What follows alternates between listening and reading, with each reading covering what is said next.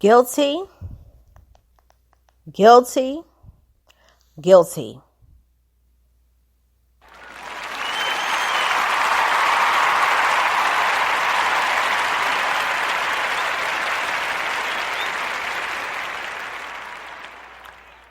Hey, what's going on, everybody? It's your girl, Miss Ann Little Cole, and I'm coming to you straight out of NYC on this quiet Thanksgiving night. I hope you all had a wonderful Thanksgiving with your family, your friends, your loved ones. Even if you had it by yourself, I hope it was wonderful. I hope it was peaceful. And I hope that whoever you're with, hopefully that there was love in the room, whether it be, your husband, your spouse, your wife, your partner, your family members, your friends, or if you're just a quiet person and you just wanted to be at peace with yourself, I hope you felt love. And that's really genuine. So yesterday, the verdict came in for the Ahmaud Arbery case. And I want to say that I found out about it probably an hour after the verdict was read. But I chose to wait because I wanted to talk about this on Thanksgiving. And after I read an article from CNN, I'm going to explain why. So it reads,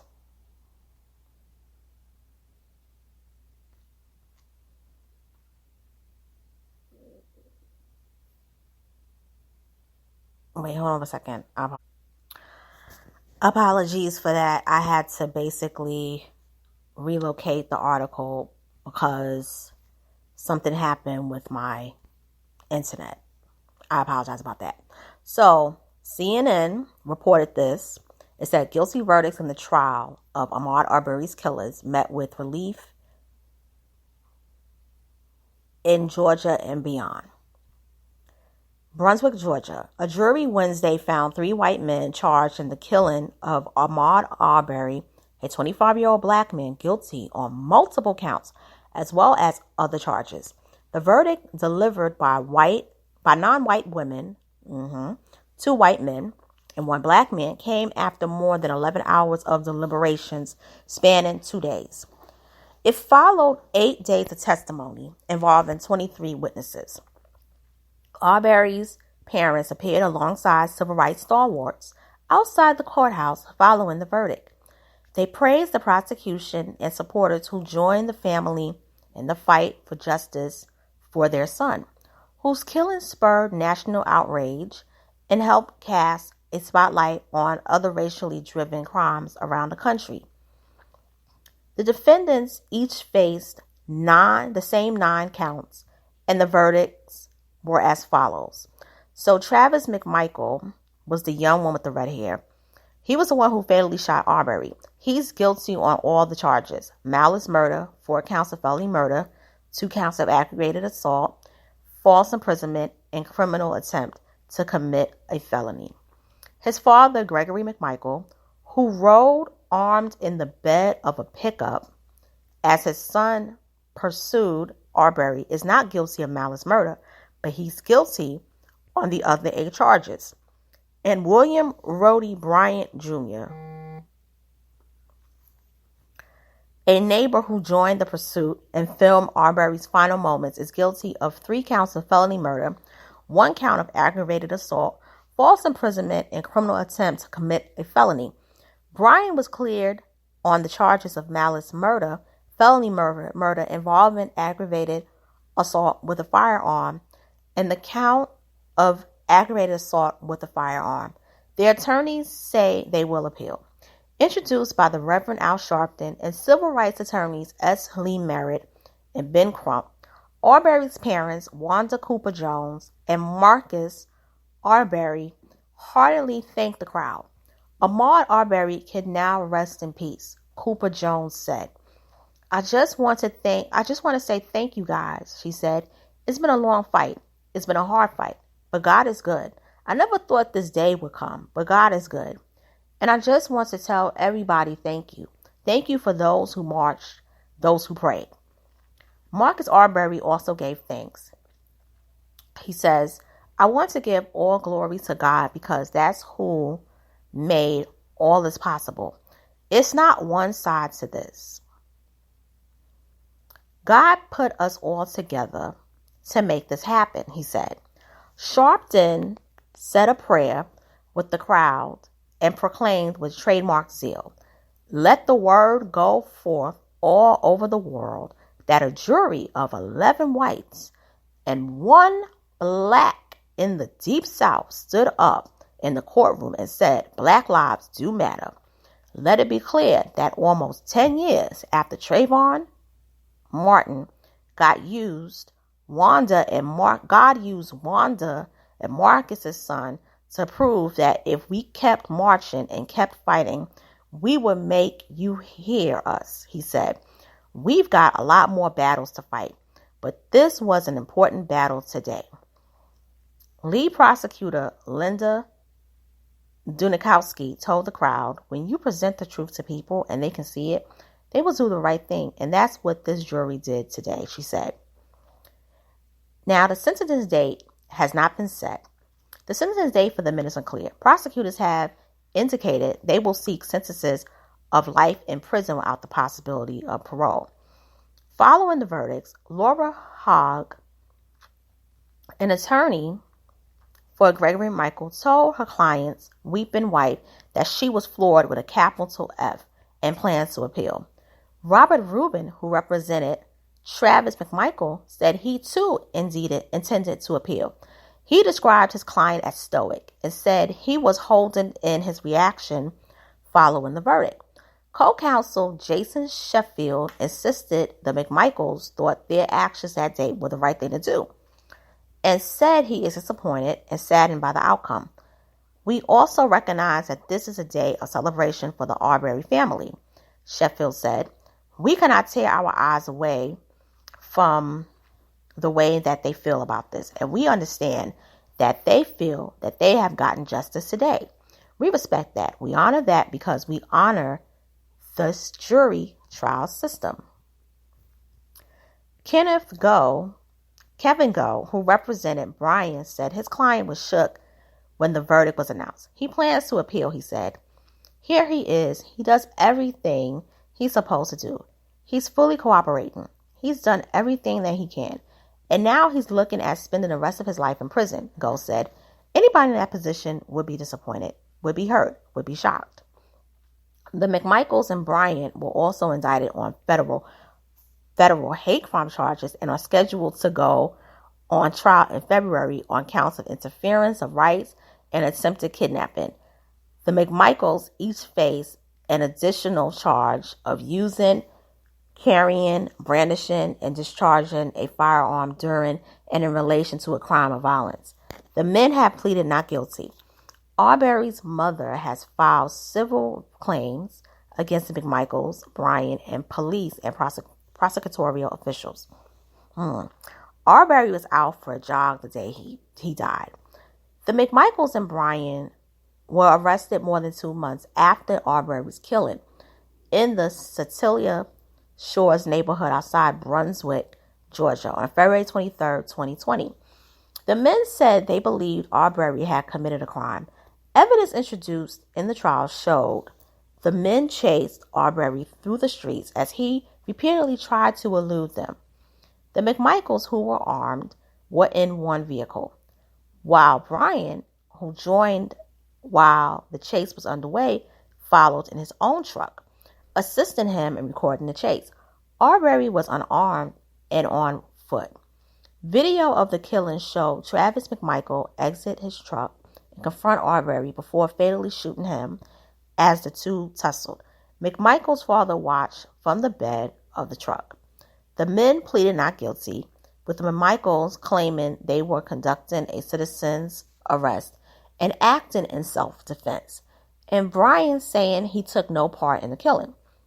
Arbery was on a jog, a common pastime, according to those who knew him.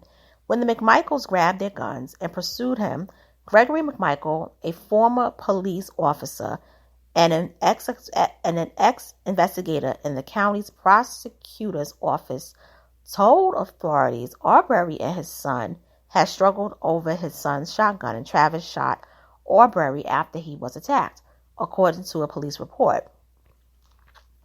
On the stand, Travis McMichael echoed his dad's claim that he acted in self-defense after Arbery grabbed his shotgun.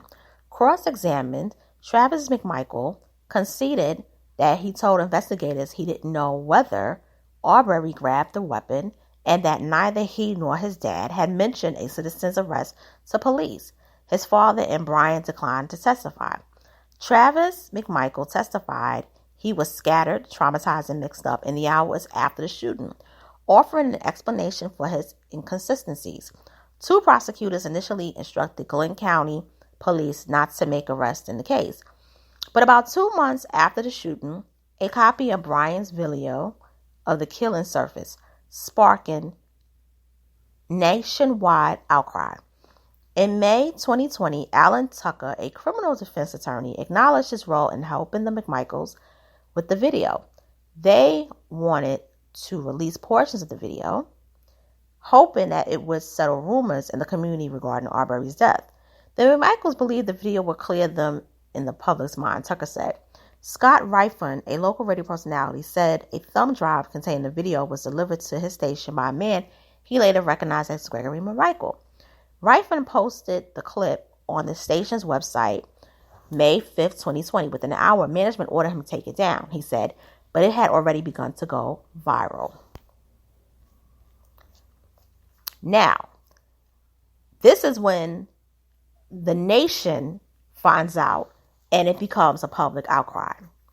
The McMichaels were then arrested on May 7, 2020, and Brian was taken into custody 2 weeks later. The case soon dovetailed with the killings of 3 black people: Breonna Taylor in Louisville, Kentucky, George Floyd in Minneapolis, and Rayshard Brooks in Atlanta, redoubling angst over racial injustice and civil unrest nationwide. The father and son believe Arbery was responsible for a string of recent burglaries in the neighborhood. The elder McMichael told police, but Glenn County police said there had been only one burglary reported in the rough 2 months before the shooting. In that incident, a gun had been stolen from an unlocked vehicle at the McMichaels' home. Gregory McMichael also suspected Arbery had been inside a home under construction, he said. But the home's owner told CNN he had surveillance cameras and did not see Arbery commit any crime. He did not ask the McMichaels to take action on his behalf. He testified in a deposition. Travis McMichael acknowledged on the stand he never saw Arbery armed and never heard Arbery threaten him. Rather, Travis McMichael testified Arbery refused to respond to him and showed no interest in conversing. A state investigator testified during a preliminary hearing last year that Brian and Travis McMichael used racial slurs on social media and messaging services, and that Brian told police he heard Travis McMichael use a racial epithet after killing Arbery. Evidence of the slurs were never presented to the jury. I believe Mr. Arbery was being pursued, and he ran till he couldn't run anymore. And it was turn his back to a man with a shotgun or fight with his bare hands against a man with a shotgun. He chose to fight. Georgia Bureau Investigation Agent Richard Dial said at a June 2020 probable cause hearing. As proceedings began, Brian's attorney, who repeatedly and unsuccessfully requested mistrials because of the presence of African American pastors in the gallery, complained of the jury pool, saying it would appear that white males born in the South, over 40 years of age, without 4-year college degrees, sometimes euphemistically known as Bubba or Joe Sixpack, seem to be significantly underrepresented. Following jury selection, Judge Timothy Walmsley expressed concerns with the process, saying, "This court has found that there appears to be intentional discrimination, but decided after hearing 2 hours of arguments that defense counsel had met their burden for explaining why they struck jurors. Glenn County is 69% white and 27% black." During closing arguments, Hogg made remarks that legal experts felt stoked the racial tensions already evident in the case. She referred to Arbery as a recurrent nightmare intruder and implied that he had nefarious intent when he arrived in Satilla Shores in his khaki shorts with no socks to cover his long, dirty toenails.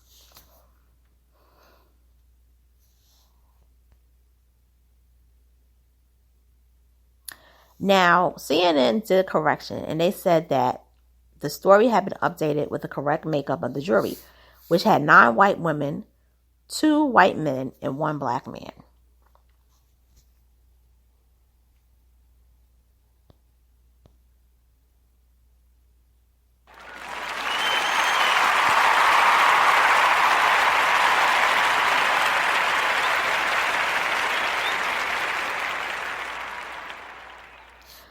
I'm happy that justice was served.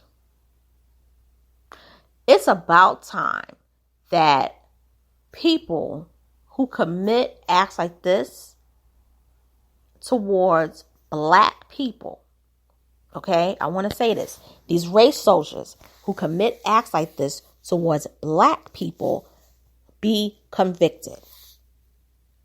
It's about time. I believe that the whole situation that happened with George Floyd and the cop that basically, killed him on camera, I believe it set a precedent that you cannot lynch us anymore and get away with it. Enough is enough with the nonsense. I feel if this would have happened during 2012, 2013, 2014, even 2015, I don't think that the justice would have been served. I think they would have been convicted, but not the son for killing him. That son, more than likely, is going to get the death penalty. I'm going to say it. The others, they'll probably get life without parole, but they're facing charges, federal charges as well. So they're going to deal with the federal case. Now, this is how I feel. First of all, we have to become a protected class. We need laws passed, just like they passed that anti-Asian hate crime, the Native American protection bill, so that they won't be slaughtered. They need to do that for us. Too many of these cases are happening every single day. But you only hear about it if it's picked up through social media. Had these dumb people never, ever, ever submitted the footage of what was done, trying to clear their name, they would have never been charged. These nincompoops really thought that what they did was basically an act of civil duty. They really thought that they were justified in what they did. But this is to tell you how these race soldiers and these extremists are. These people, I don't care what nobody say, these people are part of militia groups. These individuals basically are believe in the crap they believe in. Mind you, this happened February 23rd of 2020, just at the tip of the pandemic. Instead of basically trying to prevent yourself from getting you basically trying to chase this man. So what if he was jogging in your neighborhood? It's a neighborhood. Anybody can enter your neighborhood. Okay?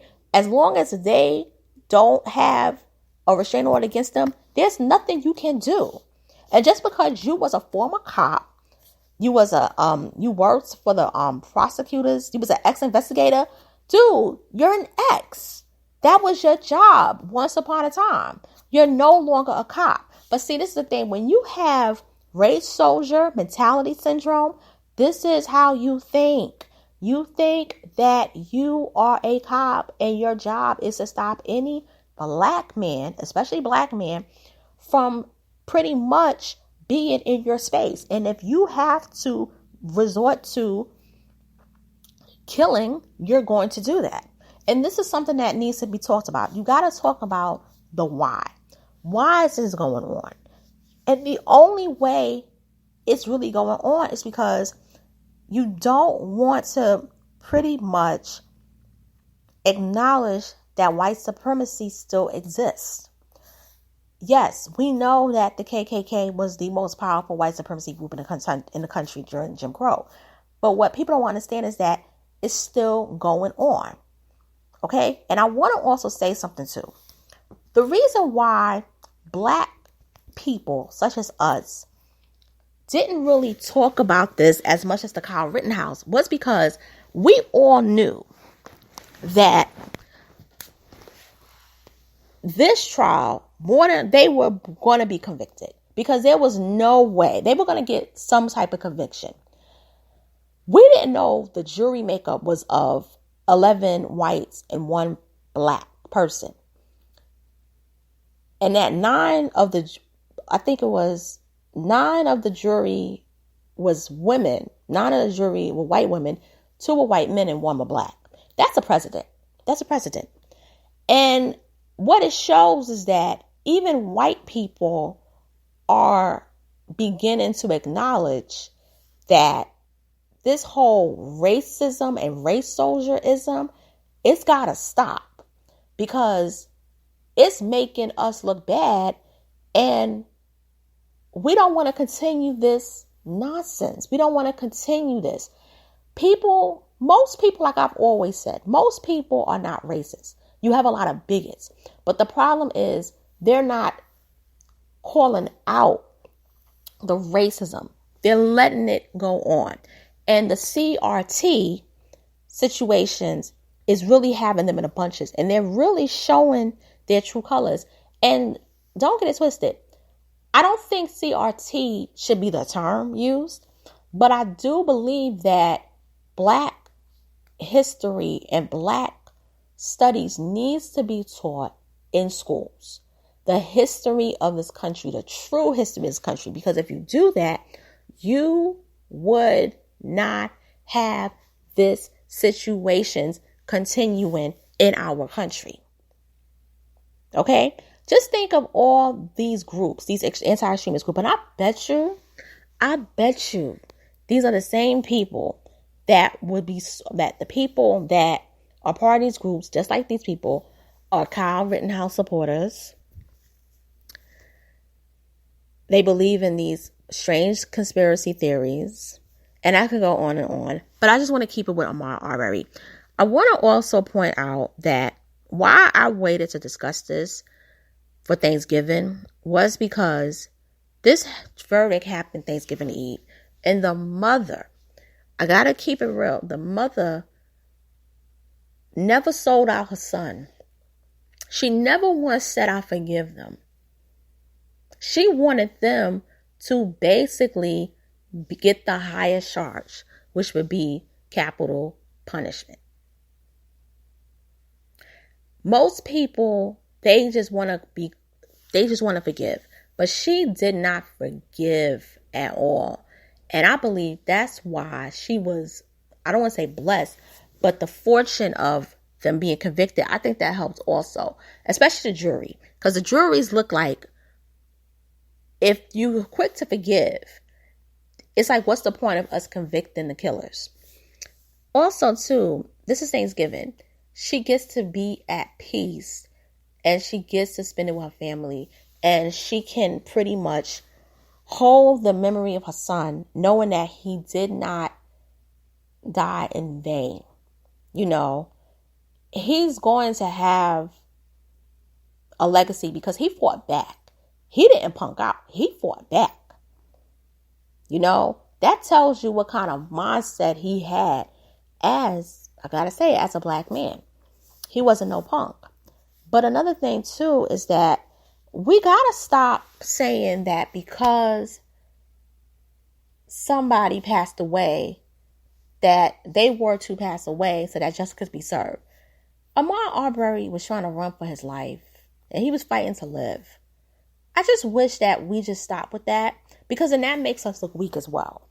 We're not martyrs, you know. It's an unfortunate thing when it happens, but none of us seek out to become a martyr, you know. Another thing I want to also point out is that the defense attorney who mentioned the toenails, she needs to be brought up on charges because what she did was really slanderous and it was disgusting. And I want to also say that the prosecutors in the county, they, not necessarily the lawyers, but the office and the people that was running it, they were really trying their best to really not convict them as much as possible. And I'm going to talk about that prosecutor who basically was obstructing justice because they're about to get her ass. But I just want to say that justice was served. I'm happy that they got all the charges that they were properly convicted of. I know some people were upset, but to see the son get the harshest one because he was the one that shot him, it tells me that we as a people are finally getting the justice that we weren't getting in the 20th century, that we weren't even getting in the first 2 decades of this century. And I feel that the wheels of justice are finally being played in our favor. And I just want to say that it's looking like this whole racism is about to become abolished. I believe it's the beginning of the end for the race soldiers, for the anti-black extremists. And I'm happy to see it in my lifetime. And I know I was long. I know I kind of sound a little tired. That's insomnia. I apologize. But I had to read the article. But I want to thank everyone for listening to the commentary. Share your thoughts, share your opinions. If you like it, please hit the like button, hit the notification bell, subscribe to my channel. And I'll talk to you all soon. Later.